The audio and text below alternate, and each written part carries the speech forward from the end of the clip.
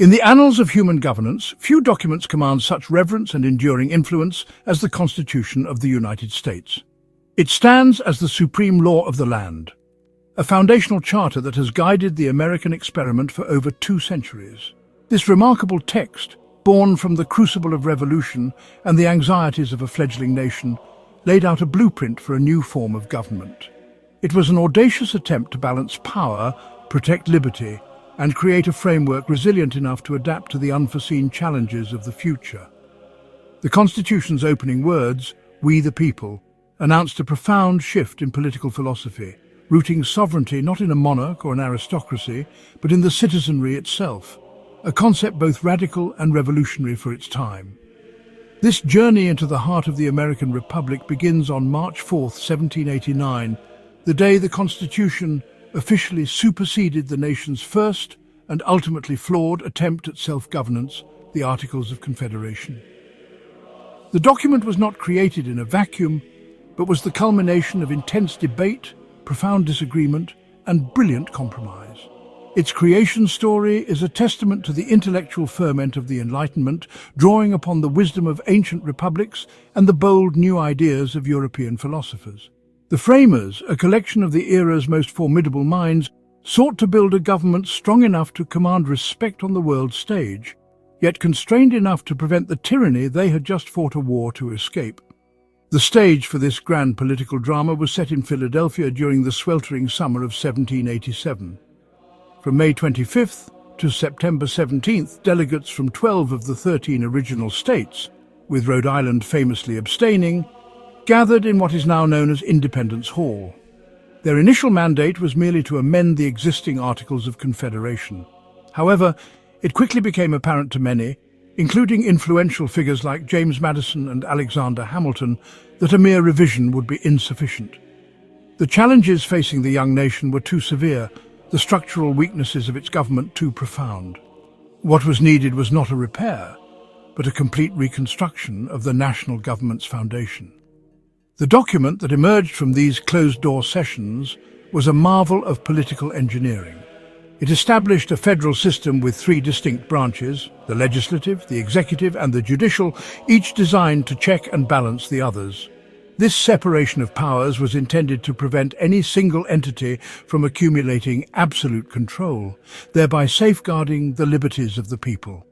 The story of the Constitution is therefore not just the story of a legal document, it is the story of a nation wrestling with its own identity, striving to form what the preamble so eloquently calls a more perfect union and secure the blessings of liberty for themselves and for posterity.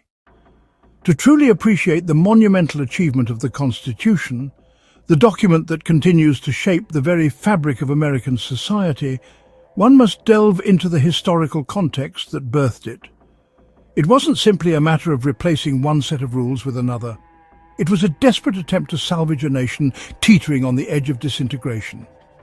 The Constitution stands as a testament to the foresight, compromise and sheer determination of a group of individuals who dared to envision a more perfect union. Understanding the challenges they faced, the failures of the previous system and the very real threat of national collapse is essential to grasping the significance of their accomplishment. One must first understand the precarious state of the nation under its predecessor, the Articles of Confederation and Perpetual Union. This first attempt at a national government, conceived in the throes of revolution, ultimately proved to be woefully inadequate for the demands of a growing and increasingly complex nation. The Articles, while initially intended to safeguard liberty and prevent tyranny, inadvertently created a system so weak and decentralized that it threatened to unravel the very foundations of the newly independent United States. The dream of a unified republic was in danger of dissolving into a collection of squabbling, self-interested states. Adopted in 1777 and ratified in 1781, after years of debate and compromise, the Articles of Confederation represented the first formal attempt to establish a unified government for the newly independent states. They were a product of their time, reflecting the deep-seated anxieties about centralized power that had fueled the American Revolution. The framers of the Articles, wary of replicating the perceived abuses of the British monarchy, sought to create a system that prioritised states' rights and limited the authority of the central government. The Articles were born from a deep-seated fear of centralised authority, a direct reaction to the perceived overreach of the British Crown. Having just fought a war to liberate themselves from what they considered to be an oppressive regime, the states were understandably reluctant to create a new government that might replicate those same patterns of control. The spectre of King George III and the heavy hand of Parliament loomed large in the minds of the American revolutionaries, shaping their approach to governance and influencing the structure of the Articles of Confederation. This fear, while understandable, ultimately led to the creation of a government that was too weak to effectively address the challenges facing the new nation. This fear shaped a government that was deliberately weak, intentionally designed to prevent the emergence of a powerful central authority that could potentially infringe upon the liberties of the individual states. The framers of the Articles prioritized state sovereignty above all else, creating a system where the states retained significant autonomy and the central government possessed only limited powers. A loose league of friendship among 13 sovereign states rather than a unified nation. Each state considered itself an independent entity, retaining its own distinct identity, laws and interests. The concept of a unified national identity was still in its nascent stages, and the prevailing sentiment was one of regionalism and localism.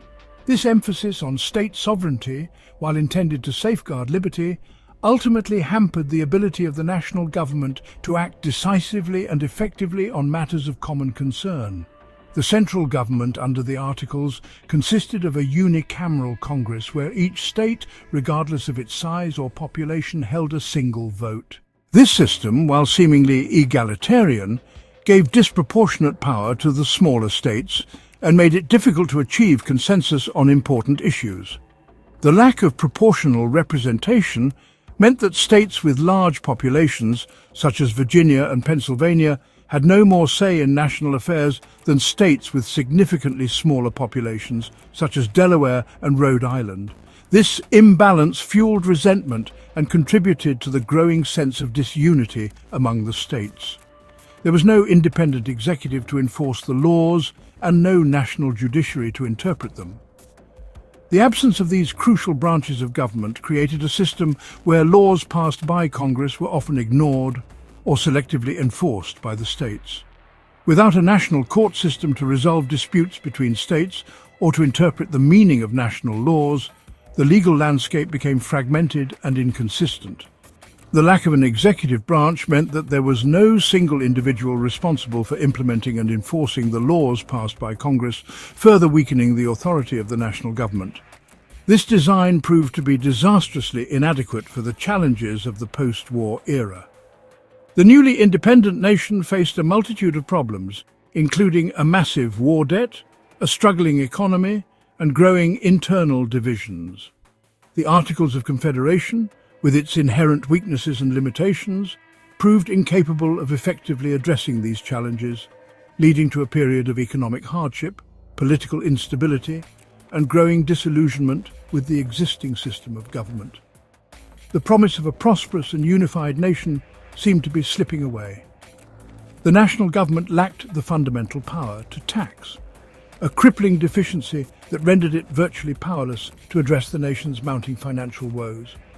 Without the ability to levy taxes directly, the government was forced to rely on voluntary contributions from the states, a system that proved to be unreliable and ultimately unsustainable. A critical weakness that left it perpetually impoverished and unable to pay its substantial war debts. The Revolutionary War had left the nation deeply in debt, and the government's inability to raise revenue made it impossible to meet its financial obligations to foreign creditors, veterans, and other stakeholders. This financial instability undermined the nation's credibility and threatened to plunge it into economic ruin. The inability to pay soldiers who had fought for independence was a particularly sore point, leading to widespread resentment and contributing to the growing unrest. It could request funds from the states, but it had no authority to compel payment. and the states, often consumed with their own economic problems, frequently ignored these requests. Each state prioritized its own financial interests, and there was little incentive to contribute to the national treasury. This lack of cooperation and coordination further exacerbated the government's financial woes and undermined its ability to function effectively. The states often viewed the national government as a distant and irrelevant entity, further diminishing its authority and influence. This financial instability crippled the nation's credit, making it impossible to secure loans from foreign powers. Without access to foreign capital, the government was unable to invest in infrastructure, stimulate economic growth, or address the pressing needs of its citizens. The nation's reputation abroad suffered, and it became increasingly isolated on the world stage. The inability to secure loans further deepened the economic crisis and made it even more difficult for the government to address its other challenges. The government's inability to fund a standing army or navy also left the young country vulnerable, unable to effectively defend its borders or protect its merchants from pirates on the high seas. The lack of a national defense force made the United States an easy target for foreign powers and criminal elements. American ships were routinely attacked by pirates, disrupting trade and undermining the nation's economic interests. The absence of a standing army also made it difficult to maintain order within the country, as evidenced by the outbreak of Shays' Rebellion. The weaknesses extended beyond finance and defense. The problems plaguing the nation under the Articles of Confederation were not limited to economic and military matters. The very structure of the government was flawed, creating a system that was inefficient, ineffective, and ultimately unsustainable. Congress lacked the authority to regulate interstate commerce, leading to a chaotic series of competing tariffs and trade barriers between the states. This economic fragmentation stifled trade, hindered economic growth, and created a climate of animosity and distrust among the states. Each state pursued its own narrow economic interests, often at the expense of its neighbors, leading to a patchwork of conflicting regulations and trade policies. New York would tax goods from New Jersey, and Maryland would argue with Virginia over navigation rights on the Potomac River. These disputes, while seemingly minor, reflected a deeper problem: the lack of a unified national economic policy and the absence of a mechanism to resolve conflicts between the states. The constant bickering and competition undermined the spirit of cooperation and hindered the development of a national market. This economic infighting stifled growth and fostered division, turning states into rivals rather than partners in a common enterprise. The lack of a common economic vision and the absence of effective national leadership created a climate of uncertainty and instability, discouraging investment and hindering long-term economic planning. The states were increasingly focused on their own parochial interests, losing sight of the larger goal of creating a prosperous and unified nation. The inability to enforce laws was another critical flaw. Without the power to compel compliance, the national government was reduced to a mere advisory body, its pronouncements often ignored by the states. This lack of enforcement power undermined the rule of law and created a climate of impunity, where states could disregard national laws with little fear of consequence. Congress could pass legislation, but without an executive branch or a national court system, there was no mechanism to ensure that the states complied.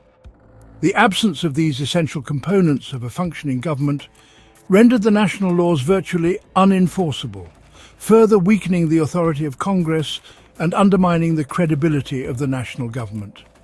The states were free to pick and choose which laws they would obey, creating a system of selective compliance that undermined the very foundations of national unity. The government was, in essence, all talk and no action, a government of supplication, as one critic called it. It could only plead with the states to comply with its requests, but it lacked the power to enforce its will. This weakness was a constant source of frustration for those who believed in a strong national government and who recognized the urgent need for a more effective system of governance. The government was seen as weak, indecisive, and ultimately incapable of addressing the nation's pressing problems. The culmination of these systemic failures was Shays' Rebellion in 1786 and 1787, a watershed moment that exposed the deep-seated weaknesses of the Articles of Confederation and galvanized support for a stronger national government. The rebellion served as a wake-up call, demonstrating the fragility of the existing system and the urgent need for reform. An armed uprising of indebted farmers in western Massachusetts. These farmers, many of whom were veterans of the Revolutionary War, were struggling to make ends meet in the face of high taxes, crushing debt, and widespread foreclosures. They felt that the government was unresponsive to their needs and that their grievances were being ignored. Led by a former Continental Army captain, Daniel Shays, the rebels protested high taxes and farm foreclosures. Shays, a respected figure in the community, believed that the government was failing to protect the rights and interests of ordinary citizens. He and his followers took up arms in an attempt to force the government to address their grievances and provide them with relief. The national government was powerless to intervene, and it fell to a privately funded Massachusetts militia to quell the insurrection. The inability of the national government to respond to Shays' rebellion highlighted its fundamental weakness and underscored the urgent need for a stronger central authority. The fact that a private militia had to be raised to put down the rebellion was a clear indication that the existing system was failing to maintain domestic order. This event sent shockwaves through the political establishment. The spectre of armed rebellion shook the confidence of many leaders and exposed the fragility of the new nation. It became clear that the Articles of Confederation were simply not up to the task of governing a growing and increasingly complex society. It was a stark and terrifying illustration that the Articles of Confederation were failing to maintain domestic order, let alone provide for national security and prosperity. The rebellion exposed the deep-seated social and economic tensions that were simmering beneath the surface of American society. It also demonstrated the vulnerability of the nation to internal unrest and the urgent need for a more effective system of governance. The dream of a unified and prosperous nation was in danger of collapsing under the weight of its own internal contradictions. The rebellion served as a catalyst, convincing many leaders, including a reluctant George Washington, who had initially resisted calls for a constitutional convention, that the time had come for fundamental change. Washington, a revered figure throughout the nation, recognized the gravity of the situation and the urgent need for a stronger national government. His decision to lend his support to the movement for constitutional reform was a turning point, lending legitimacy and momentum to the effort. That the nation was on the brink of collapse and that a fundamental change was urgently required. The weaknesses of the Articles of Confederation had become undeniable, and the threat of national disintegration loomed large. The time had come for bold action and decisive leadership to steer the nation away from the precipice of disaster and towards a more secure and prosperous future. The stage was set for the Constitutional Convention of 1787, a gathering that would ultimately reshape the course of American history. In the wake of Shays' Rebellion, a stark and unsettling reminder of the fragility of the newly formed nation and the growing recognition of the profound governmental crisis gripping the states, a sense of urgency began to permeate the political landscape. The rebellion, fueled by economic hardship and perceived injustices, had exposed the deep-seated weaknesses of the Articles of Confederation, the governing document that had been intended to bind the states together in a unified and effective manner. The call for a convention, a gathering of representatives from across the states, to address these critical deficiencies gained unstoppable momentum. It became increasingly clear to leading figures and concerned citizens alike that the very survival of the nascent republic hinged on the ability to forge a stronger, more cohesive union. The existing framework, designed with a deliberate emphasis on state sovereignty, was proving woefully inadequate to address the challenges of a growing nation. The first significant step on this path toward reform and a more perfect union was the Annapolis Convention, convened in September of 1786. This meeting, though modest in its initial scope and attendance, would serve as a crucial catalyst for the momentous events that were to follow. Though attended by delegates from only 5 states, New York, New Jersey, Pennsylvania, Delaware, and Virginia, the meeting proved pivotal in setting the stage for a larger, more comprehensive assembly. The limited participation underscored the challenges of interstate cooperation under the Articles of Confederation, but it also highlighted the growing desire among some states to find solutions to the nation's mounting problems. Led by the dynamic and visionary Alexander Hamilton of New York and the astute and intellectually gifted James Madison of Virginia, 2 men who would later become instrumental in shaping the new government, the attendees at the Annapolis Convention quickly concluded that the problems plaguing the country were far too widespread and deeply rooted to be effectively solved by piecemeal commercial agreements or minor adjustments to the existing system. The issues extended beyond mere trade disputes. They encompassed fundamental questions of national governance, economic stability, and the very nature of the Union itself. The limitations of the Articles of Confederation were becoming increasingly apparent, hindering the nation's ability to regulate commerce, enforce laws, and maintain order.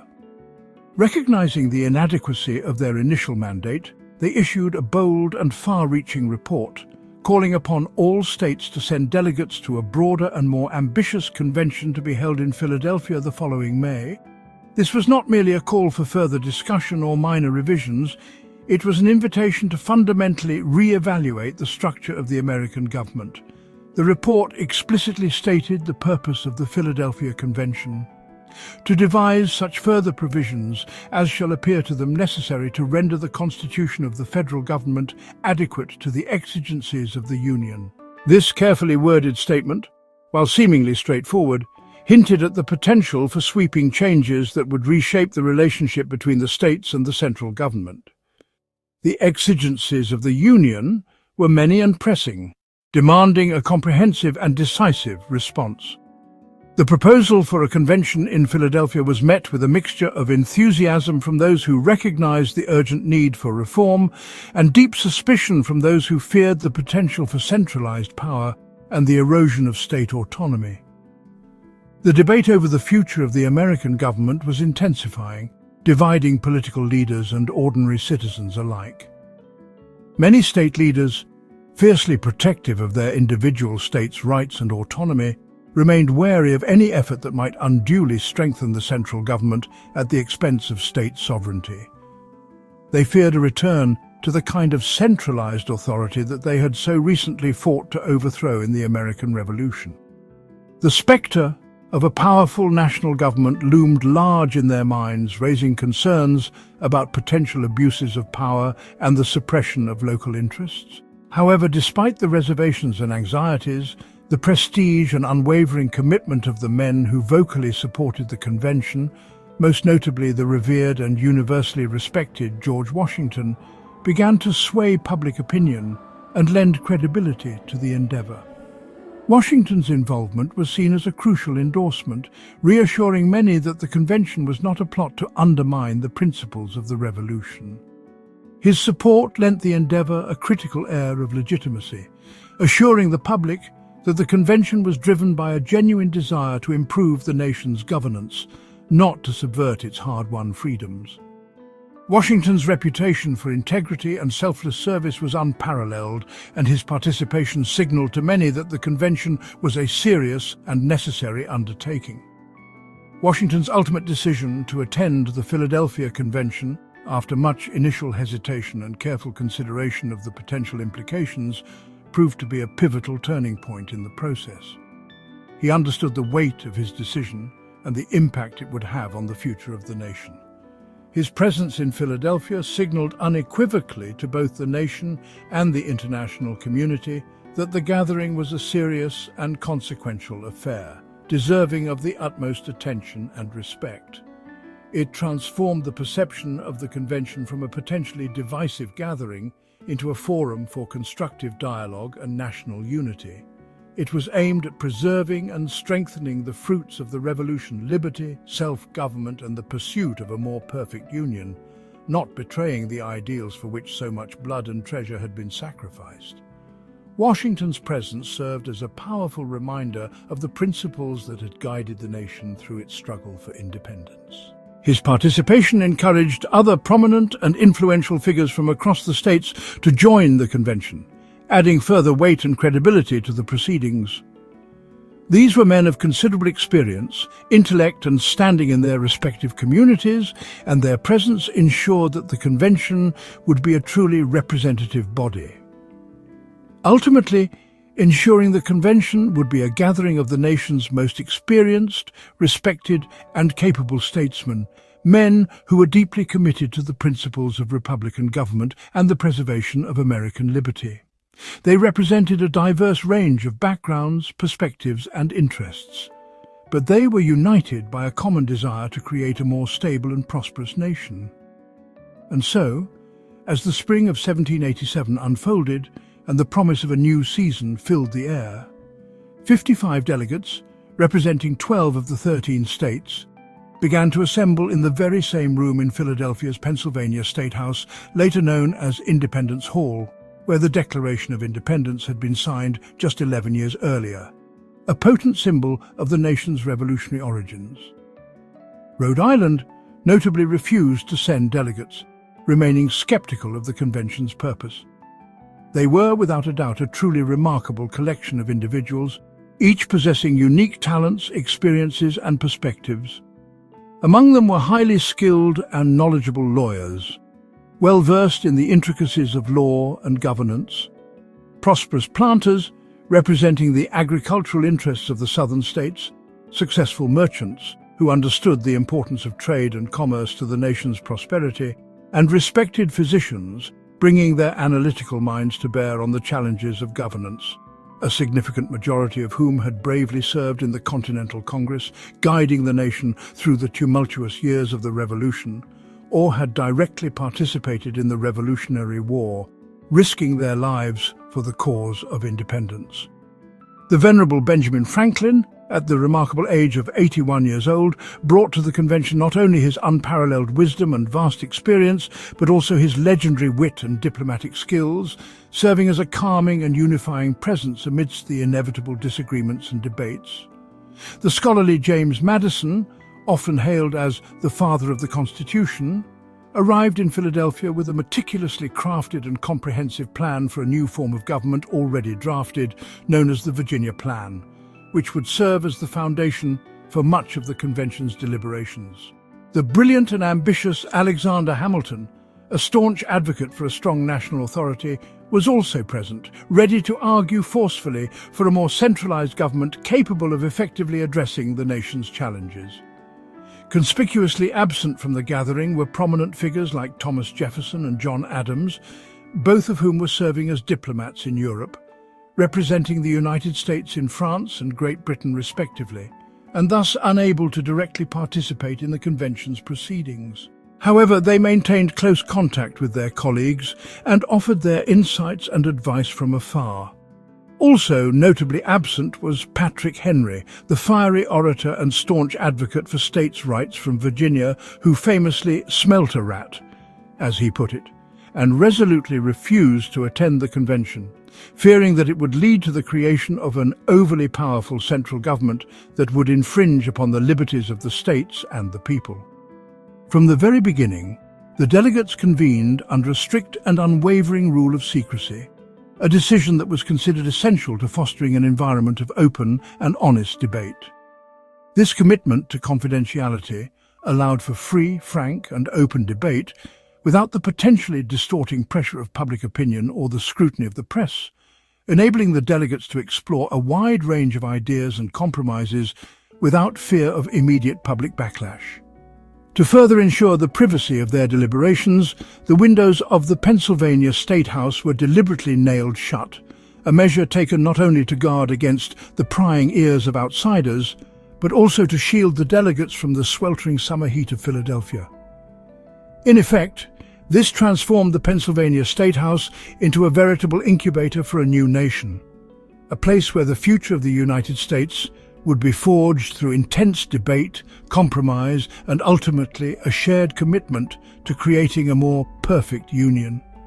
While their official and publicly stated purpose was to revise the existing Articles of Confederation, which had proven inadequate to govern the fledgling nation, it was abundantly clear from the very outset that many of the delegates harbored a far more radical and transformative vision in mind: the creation of an entirely new framework of government.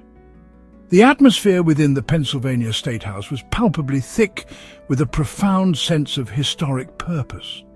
A recognition that they were engaged in an undertaking of immense significance, but also with a palpable undercurrent of profound anxiety, a deep awareness of the challenges and potential pitfalls that lay ahead.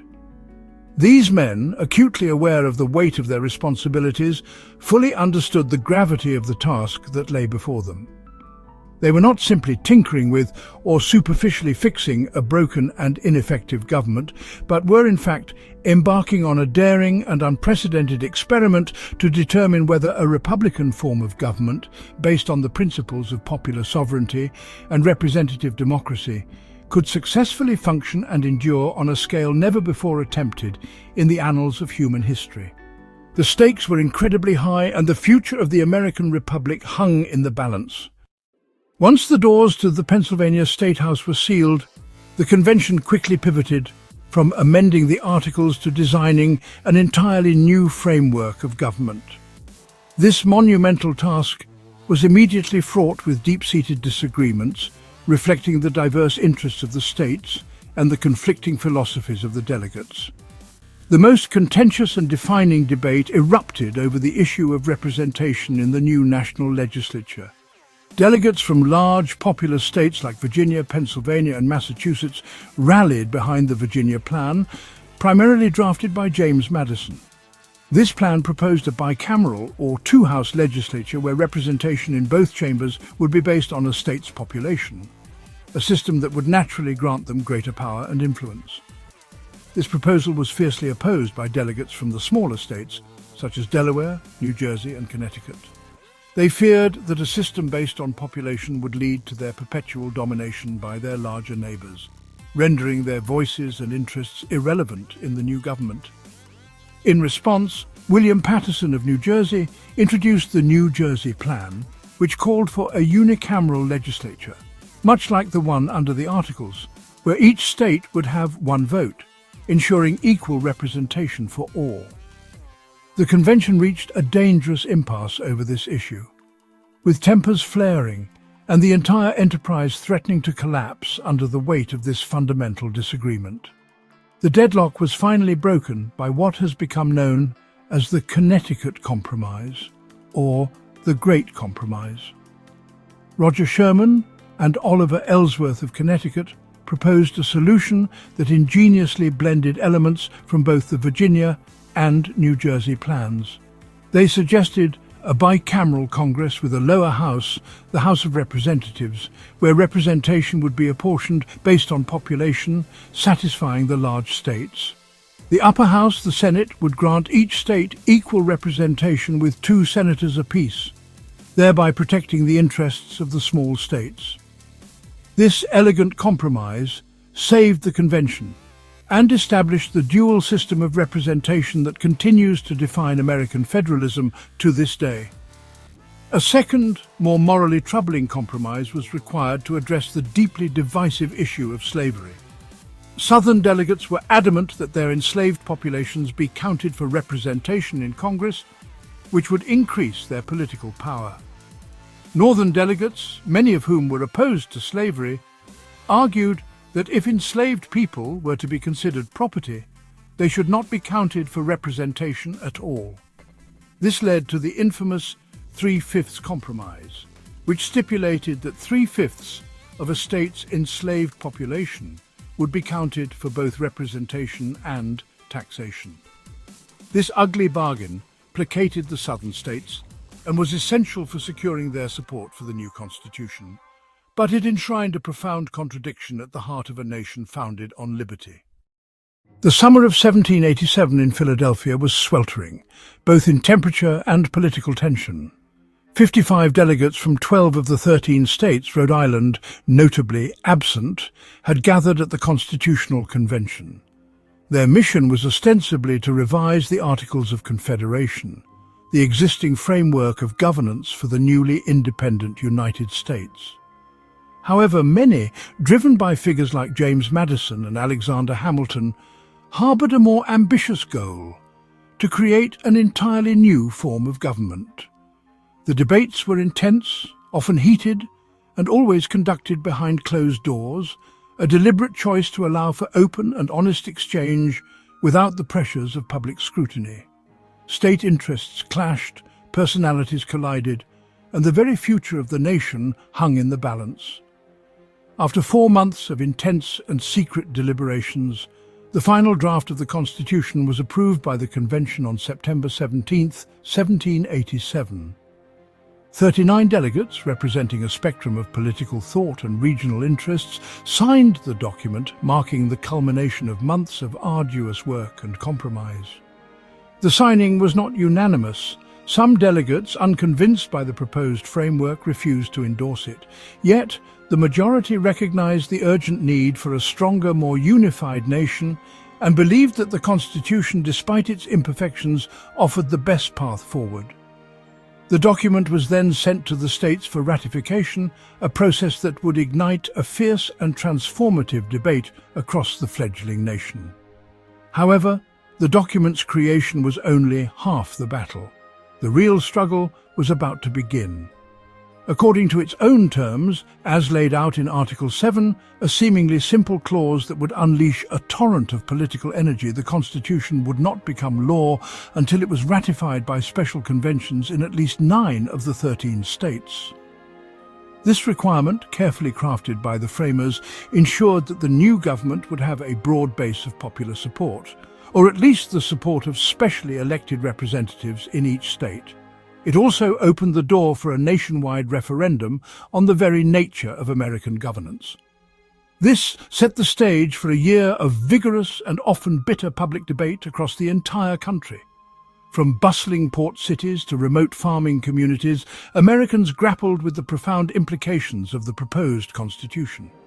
Newspapers became battlegrounds for competing ideas, taverns echoed with passionate arguments, and families found themselves divided over the merits of the new framework.